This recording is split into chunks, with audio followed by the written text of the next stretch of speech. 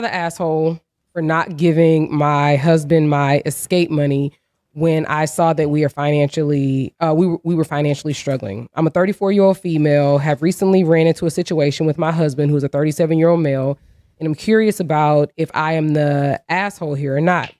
So me and my husband have been together for 8 years, married for 7. When I got married, my mother came to me privately and talked about setting aside money as a rainy day escape fund if worse came to worse.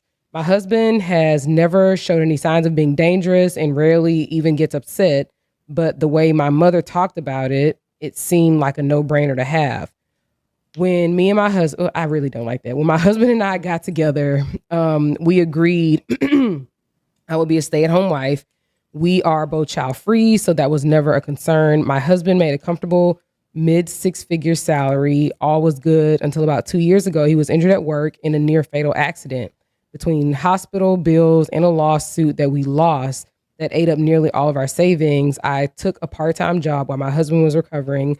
But when he fully recovered, we transitioned back into me being unemployed as my husband insisted that it was his role to provide. He currently is working 2 full-time jobs and Ubers on his off days to keep us afloat. Here is where I might be the asshole.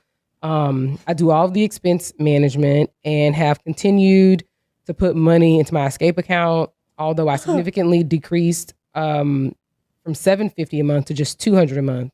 My husband came home exhausted one night and asked about downsizing because the stress of work was going to kill him.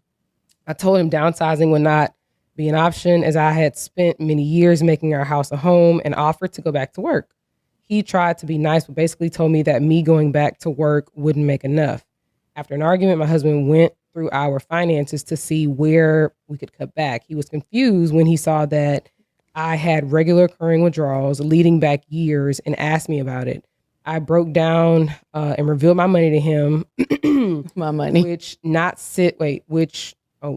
sits at about $47,000. After I told him all this, he just broke down sobbing. His point of view is that I treated him like a predator and hid money from him for years, even when he was at his lowest. I told him that the money was a precaution I would have taken with any partner and not specific to him. He left the house to stay with his brother and said, I heard him on every possible level, but my mom says this is exactly what the money is for and should bail now. I fucking hate them. That's messed up. I hate all of them. Anyone like that, I dislike you. I despise you. You shouldn't be married. I think it was selfish. I think that's extremely selfish. Very selfish.